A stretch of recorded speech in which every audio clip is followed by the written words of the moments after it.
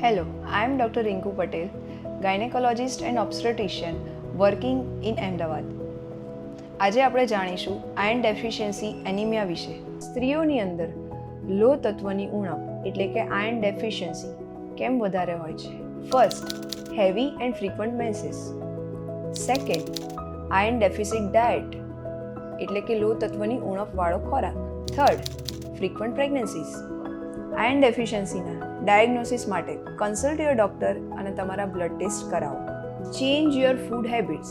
તમારા ડાયટની અંદર આયર્ન રીચ ખોરાક એડ કરો, જેમ કે પાલક, બ્રોકોલી, દરેક લીલા શાકભાજી, ફણગાવેલા કઠોળ, nuts and seeds.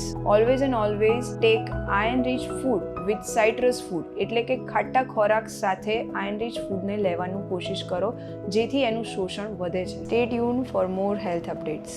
Follow for expert tips on female health and wellness.